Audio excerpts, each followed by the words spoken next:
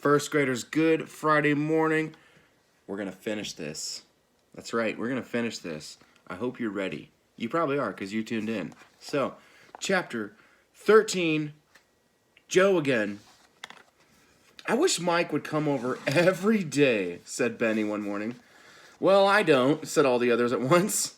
Henry looked up. I think we can get along without any company at all. You don't call Joe company, do you? Asked Violet. Oh, no, said Henry. He's just one of the family. Why, did you want to invite him to eat with us? No, said Violet slowly. But today he said I would be ready to play to you after my lesson. Have him stay to supper, said Jessie. She looked at Henry. Benny, come here, said Henry. Did you know that today is your birthday? No, said Benny, walking over to his brother. Well, it is, Henry went on. And now, what do you want for a present? We will buy it for you. Cream, said Benny. Do you mean ice cream? Asked Henry. No, I don't. I meant cream in a bottle like milk, a big bottle, not a little one. That's a weird kind of present, said Violet. You want to drink it? Asked Jessie. No, I want to put it on some blackberries, like Peter Rabbit. We'll get a big bottle of cream then, Jessie, said Henry, laughing. Benny began to jump around the barn and yell. Benny, said Jessie, Violet is going to bake you a birthday cake before she takes her lesson. Is she? Asked Benny, giving a last yell. I want to watch her make my cake. Violet got out her cooking things. She laid everything she needed on the pie board. We will put the candles around the cake, said Violet. I want a candle in the middle, said Benny. Yes, but we want to save the middle. Violet stopped suddenly. Never mind, said Jessie. Benny doesn't know what we want to save the middle for. The cake looked wonderful. And when Violet took it out of the oven, Benny said, it smells just like a birthday cake. Here it is.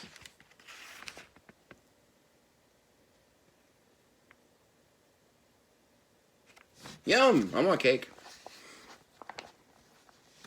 Before she put the frosting on, Violet put the cake on 2 plates to get cold. Let's sit down, said Jessie, and have a quick lunch of bread and milk, and then Henry can get the cream and candles, and Violet can take her lesson while I wash the dishes. I'll wipe the dishes for you, said Benny. Aren't you a good boy, cried Jessie. And on your birthday, too. You will have a happy birthday, I'm sure. They were just finishing when Joe and Violet came in carrying their violins. Violet is ready to play for you, said Joe. Will everyone please sit down? Jessie was excited as she sat down on one of the boxes between Henry and Benny. Violet did not seem to be either excited or afraid. It was the first time she had played for anyone besides Joe.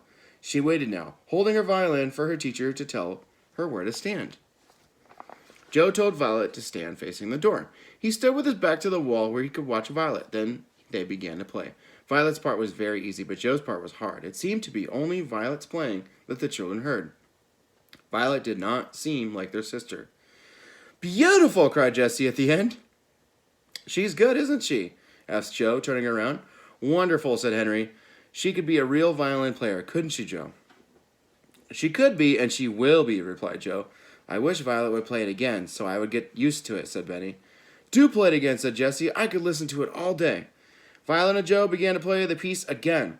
When they were halfway through it, Mr. Browning appeared at the barn door. Violet looked up and smiled, but she did not stop playing. When the piece was finished, Mr. Browning cried, John! Joe turned around and said, Oh, Mr. Browning. He held out his hand. I'm really glad to see you. Everything is all right again. Well, I'm glad to see you, my boy, said Mr. Browning. I've been looking for you for a long time. Here are my friends, said Joe. This is Jessie. Oh, we did meet Mr. Browning, said Jessie with a smile. We know him quite well. Please, everybody sit down. I could never forget the girl who makes apple pies with a green bottle, said Mr. Browning, taking the company chair. Or this little girl who plays the violin so well. You see, children, this Joe of yours is my best friend. He's my best friend, said Benny. Yes, I think you told me so when I was here before, answered the man, looking at Benny. But he was my best friend before he was yours. Benny thought this over. He could have 2 best friends, he said. Good for you. Will you let me ask him where he has been and what is the matter with him? Nothing's the matter with Joe, said Benny. That's right, said Joe. I wasn't well for a long time, and for a while I didn't even remember who I was. I'll tell you about it later. Now I'm better and ready to go back to the museum, and to my uncle, if he'll have me. Have you? Said Mr. Browning. Your uncle has almost worn himself out worrying about you. Then the sooner the better, said Joe. He works in a museum, thought Henry. He's a very clever man, thought Jessie. Did you really think Joe was a handyman working for Captain Daniel? Asked Mr. Browning. No, said Henry. I thought he worked in a museum but was taking some time off. I began wondering when he got us all those books, said Violet. He found the names of the shells and the flowers right away. Joe, said Jessie, did you write all those books? I remember we said the name on the books is just like ours. Joe smiled, but he didn't say anything. Excuse me. Allergies this morning were something else. I was sneezing for like 10 minutes straight. Okay. I don't think you know yet who he is, cried Mr. Browning. I do, said Benny. He knows more than what is in all those books, and he works in a museum. That's right, said Mr. Browning. He is the head of a museum. Do you think his name is Joseph Alden? Yes, said Benny. I think that too. Well, it is. It is John Joseph Alden, said Mr. Browning. But you don't understand yet. He is your cousin. What? Cried the children together. Yes, said Mr. Browning. Joe's father and your grandfather were brothers. Joe, did you ever live with grandfather? Asked Henry. Joe looked at his cousins and said, I used to live there before I went away, and now I think I'll go back. That is, if Uncle James will have me and my cousins don't mind. Mind, cried Henry. It would be wonderful. Oh, Joe, shouted Betty, you could keep on knowing things all the time. I'd rather have you live with us than even watch. And nobody could say more than that. Chapter 14, Everybody's Birthday. That's what it's called. Everybody's birthday. Somebody had better call Grandfather right away, said Henry. Let me, said Benny. It's my birthday. Later, when Benny came back from Captain Daniel's hut, he said, Grandfather is coming today. And he's bringing Dr. Moore and his mother. That's great, said Henry. We'll have a big party. Then Benny said to Joe, Are you going to tell Grandfather that he's your grandfather too? He isn't my grandfather, Benny. He's my uncle. All right. Are you going to tell him that he's your uncle? Asked Benny. He will know me as soon as he sees me, replied Joe. Mr. Browning said, I don't think he'd better see you suddenly, John. He must be very sad because he thinks he has lost you. Sudden news like this is not good for an old man. Let Jessie fix it, said Joe. I will stay in the hut until you tell me it's all right. Jessie promised to do her best. Joe went back to Captain Daniel's hut to wait. In a few minutes they could see the motorboat coming, and soon Mr. Alden and the Moores were on the dock. Hello, Grandfather, cried Benny. It's my birthday. Well, so it is, replied Mr. Alden. Happy birthday, my boy. Then everyone began to speak at once. That's a big basket you have, said Jessie to Dr. Moore. Shh, shh, said the doctor, laughing. He took out another big basket just like it and some packages. Presents, he whispered to Jessie. I got a big bottle of cream for my birthday, Grandfather, said Benny. It was funny, Grandfather, said Jessie, half laughing. That's all he wanted, so he got it. You did right, my dear, said Mr. Alden. People should have what they want on their birthdays. I got lots of surprises today, Benny went on. He doesn't know them all himself yet, said Jessie quickly. She didn't know what Benny might say next. This island is just full of surprises, and that would be a good name for it. Surprise Island. Like the cover. It would, cried Henry. Just think of all the surprises we've had. Let's call it Surprise Island. I think that's a wonderful name, said Mrs. Moore. I hope they were all good surprises. Every one, said Henry, trying to get Benny to think of something else. There were clams and Indian things and the violin. I try not to give away the surprise about Joe. And my birthday, said Benny. Are your veins all right, Grandfather? Veins? Asked Mr. Alden. Yeah, said Benny. You know, some people have funny veins, so when they hear something awfully good, suddenly they just drop down dead. I'm sure the good news wouldn't kill me, said Mr. Alden. Now, Mrs. Moore, just look at that white sand. Isn't it beautiful? It certainly is, said Mrs. Moore. It's very good sand for houses, too, said Benny, running down to it. Let's build a house, then, said Dr. Moore, putting down the baskets. Jessie was trying to think of the exact right way to tell her grandfather about Joe. She had not wanted to tell the news too suddenly, but Benny seemed to have made it easy. I suppose Benny is right about the veins, isn't he, grandfather, she said. I suppose so, said Mr. Alden, laughing. He sat down on a rock, but I never could understand it. If I had good news, I wouldn't want to miss the fun. That sounds right to me, said Henry, laughing.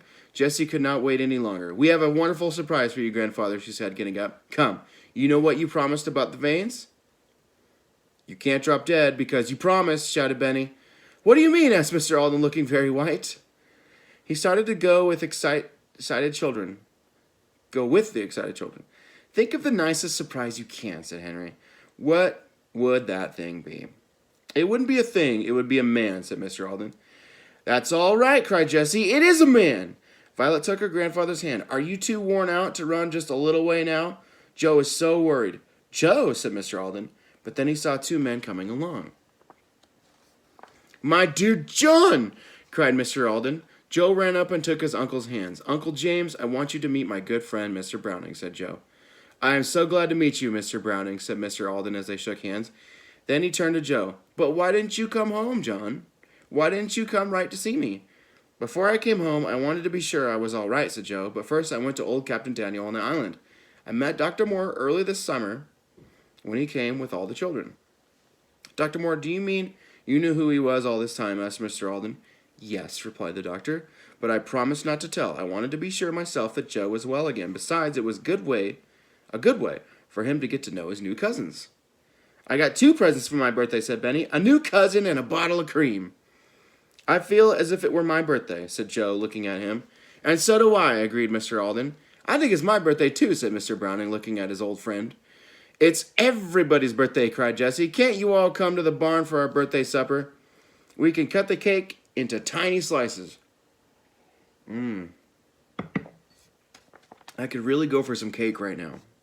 It would be good with coffee. I haven't made coffee yet. Coffee and cake. Great combination. I should do that. I thought of that also, Jessie, said Mrs. Moore, going over to the little housekeeper. I brought over some sliced ham and some other food in these 2 big baskets. I hope you don't mind. I hear you have blackberries and cream. And my birthday cake, said Benny. Oh, dear. I haven't put on the candles yet. I haven't even frosted it, cried Violet. Benny, you stay here with the men, said Jessie. Mrs. Moore will help Henry and me while Violet frosts the cake. Violet put some sugar and egg whites into a bowl after the frosting was made. She put it on the cake, sides and all. Let's put the candles around the edge of the cake and watch in the middle, she said. Only one day, Henry had bought a little toy dog that looked like Watch. The cake looked delicious when Violet put it into the little cupboard.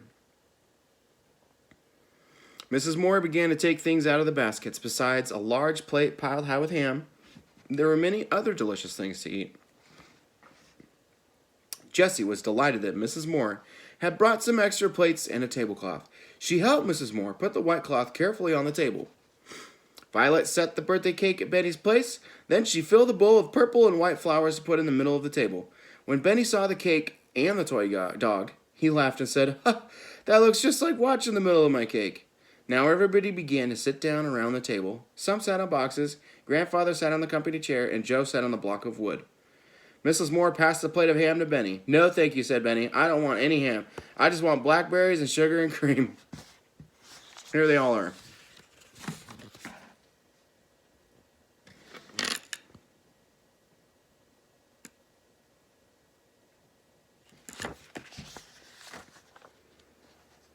Since it's his birthday party, let him have what he wants, said Jessie. I'll feel bad if you don't eat some cake, said Violet. All right, said Benny, but after I eat my cake, I don't want anything except blackberries and cream like Peter Rabbit. Only Peter Rabbit didn't get any, don't you remember, said Grandfather. He will this time, said Joe. At last, Peter Rabbit has had his blackberries and cream on his birthday. Everybody's happy then, said Mr. Alden, looking around at the smiling faces. And that is just right, because it is everybody's birthday.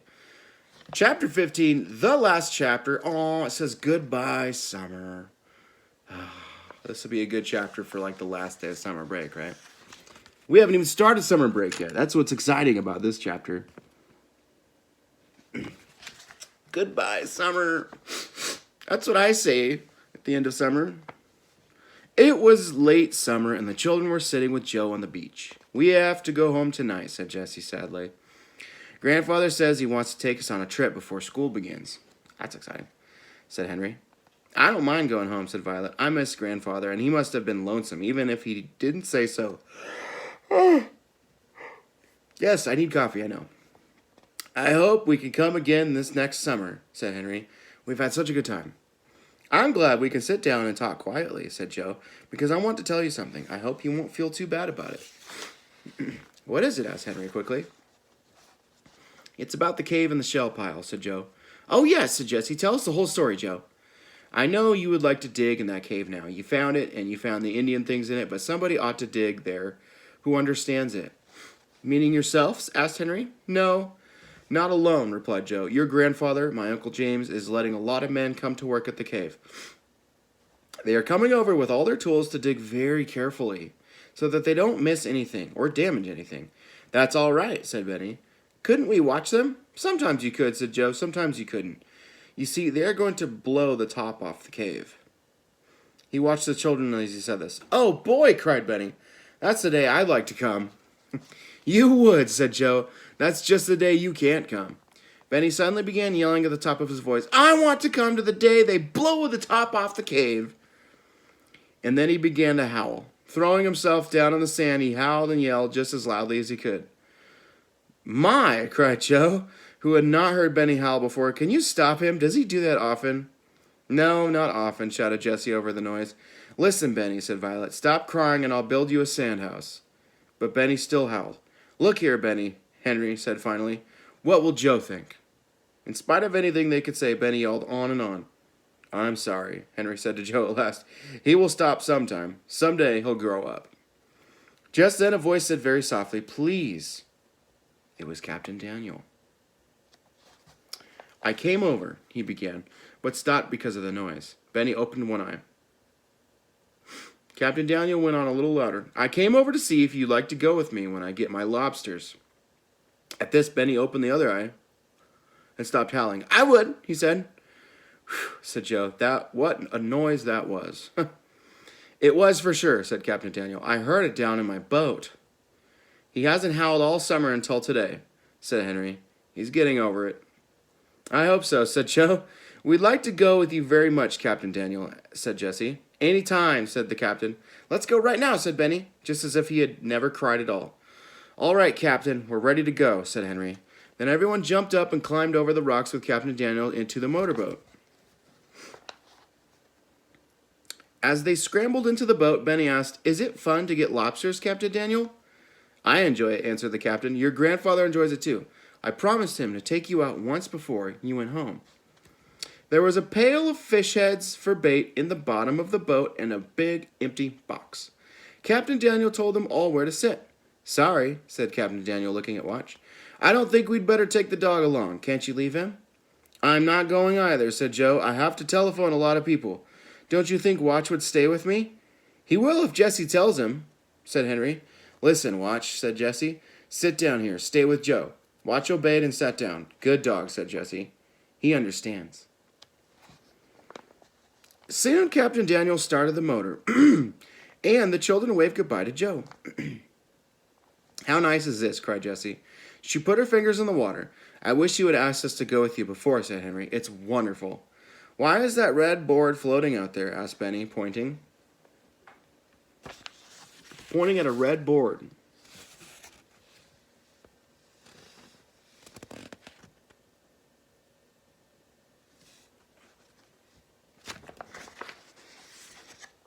Good boy, cried Captain Daniel, very pleased. That is one of my lobster floats. It shows the place where I have a lobster pot in the water.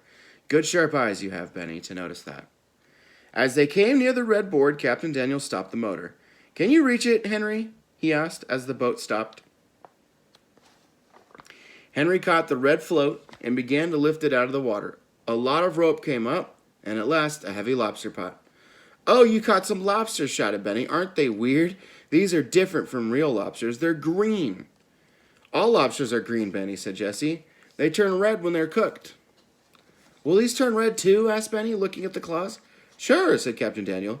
He opened the lobster pot and took out 3 lobsters. He threw one back into the ocean. Too small, said Captain Daniel. We'll let it grow some more. The other 2 he put in the box.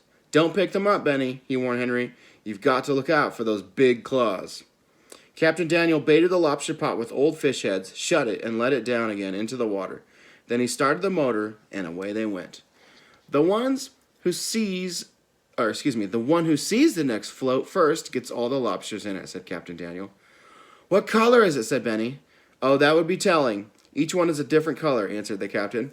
All the children stared hard at the water. They could see nothing but waves. Ha! Isn't that another float? Said Henry suddenly as they went past a blue board. Yes, that's the one, said Captain. I hope there will be lobsters in it. Henry caught the blue float. Pull hard, he said to the captain.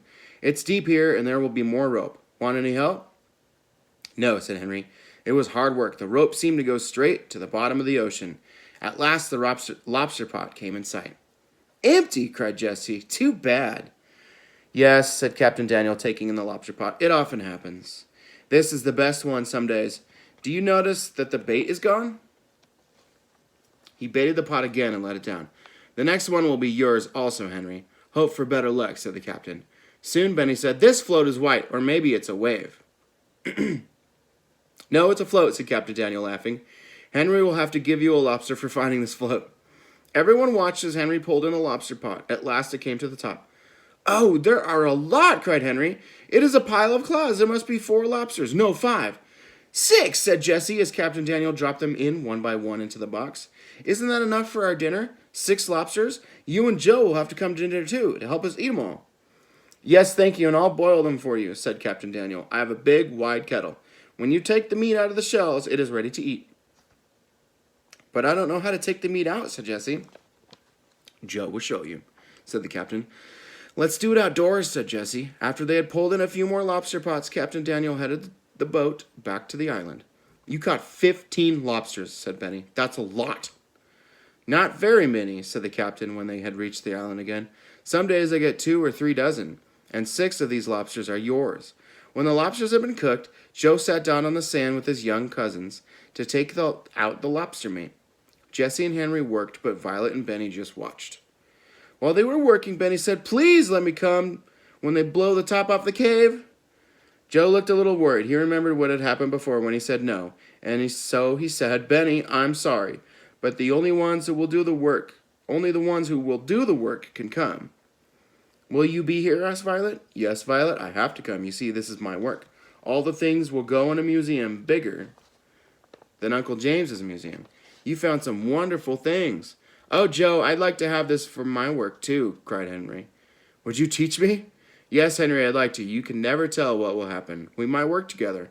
Will you tell us everything the men find? Asked Jessie. Oh, my, yes, replied Joe. You can see every single thing after they have dug it out. I'm glad you don't feel too bad about not doing the digging.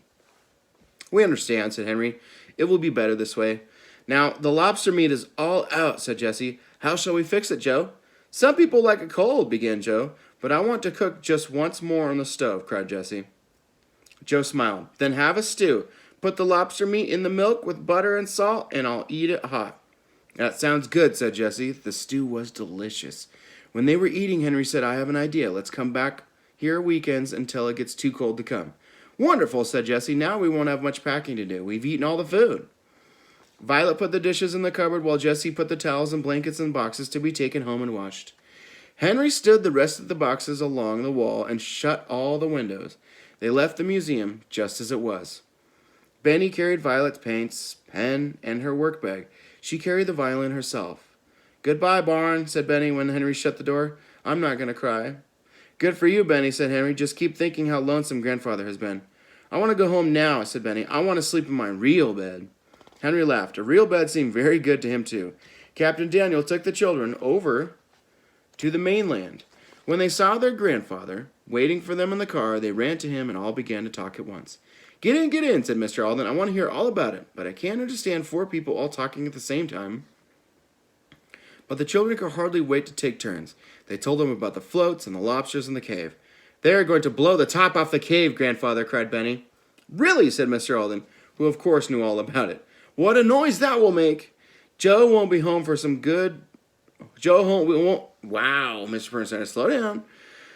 Joe won't be home for good until later, said Jessie. He said to tell you that he would stay with Captain Daniel. He won't move into the little yellow house.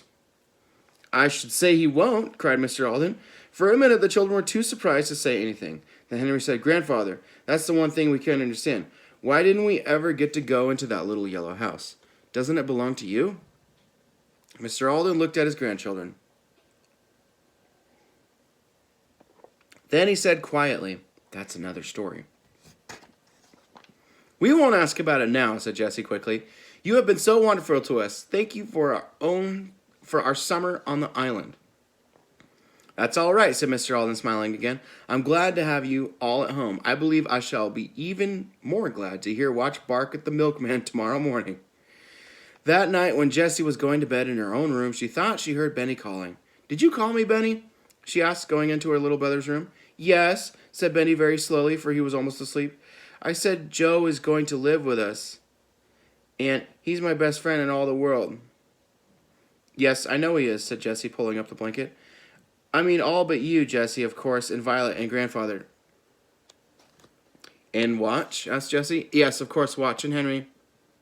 He stopped. And Captain Daniel? Jessie saw that Benny's eyes were shut. He had gone to sleep naming his friends. But it did not matter, thought Jessie, smiling, for it would have been taken a long time to name all of Benny's friends. And downstairs, the children's real best friend settled back into his big chair to make plans for them. And that is the end. The last picture is a lighthouse on the island. Cool.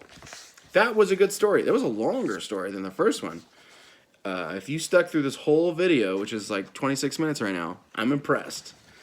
Yeah. Happy Friday. I hope you have an awesome weekend. There's no spelling test due today, so that's cool. Let's see, what are my plans? Oh, I have another birthday today. Actually, is my sister-in-law's birthday. Sister-in-law. Last week it was my brother-in-law's birthday. Now it's my sister-in-law, so my wife's sister. Her name's Karis. We made a cake for her last night. We're going to be barbecuing some pork chops today. And she really, really likes Star Wars. And so we got her at Walmart. They have it's like, I can't remember the name of the species, but it's like Yoda, but it's from the new Star Wars series. I guess it's not that new. It's the Mandalorian series. You know, the little guy that's like the Yoda species, like the little baby. Anyways, we got him, got her. We got him, the Yoda species guy, for Karis for her birthday. It's really cute. My wife saw it the other day, and she was like, oh my gosh. Like, she loves it so much, so I might go pick her up one too later. So, don't tell her. You wouldn't tell her, would you? Anyways, I hope you're having a good Friday. My dogs are asleep. You want to go see them? Let's go wake them up.